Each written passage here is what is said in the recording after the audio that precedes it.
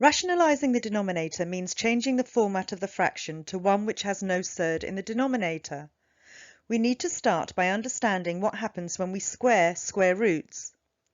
We can see that root 1 times root 1 equals 1, root 2 times root 2 equals 2, and that root 3 times root 3 equals 3, etc. If we multiply any simple square root by itself, it will be equal to the number under the root. Knowing this is going to make our job of rationalising the denominator very easy.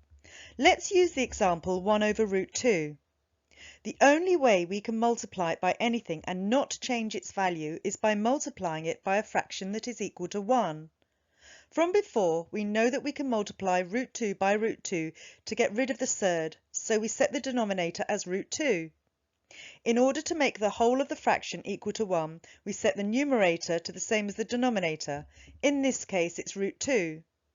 Now we multiply the fractions, getting 1 times root 2 equals root 2 in the numerator and root 2 times root 2 equals 2 in the denominator. And there we have it. As we cannot simplify, we have rationalised the denominator. Here are some examples of the same, where there is just one term in the denominator. We multiply 2 over root 3 by root 3 over root 3, getting 2 root 3 over 3. This time we have a surd in the numerator and the denominator. We multiply root 2 over root 5 by root 5 over root 5 and simplify, getting root 10 over 5. Now we have a number multiplied by the surd in the denominator. We deal with this in exactly the same way and multiply 3 over 2 root 7 by root 7 over root 7, getting 3 root 7 over 14.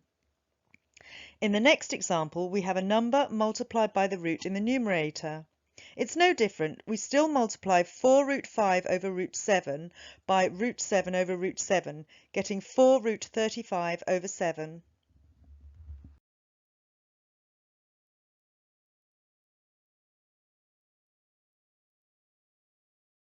Now let's look at when we have two terms in the denominator.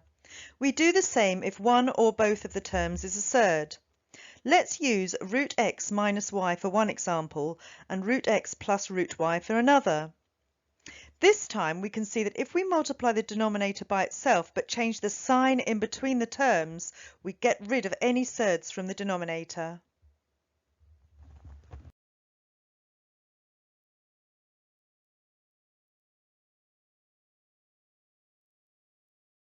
Let's use the example 1 over root 2 plus 1.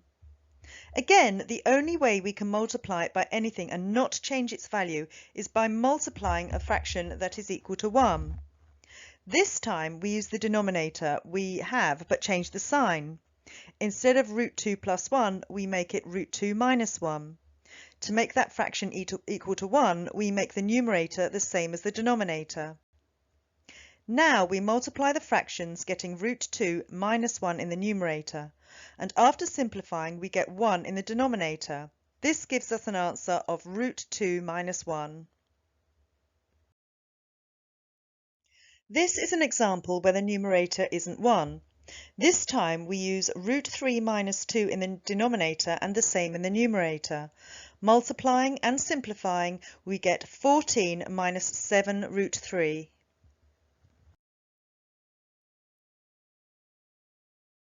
In this example, both the terms in the denominator are surds. We multiply by root 5 minus root 3 in the denominator and the numerator. After simplifying, we get 2 root 5 minus 2 root 3. In this example, both the terms in the denominator are surds and there is a surd in the numerator.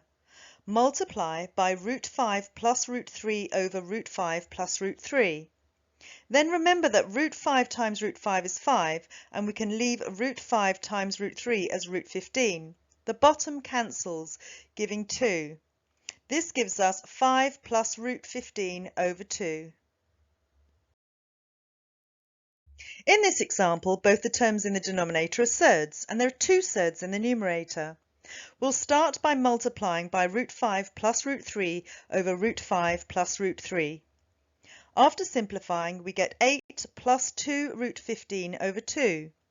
We can then cancel to get 4 plus root 15.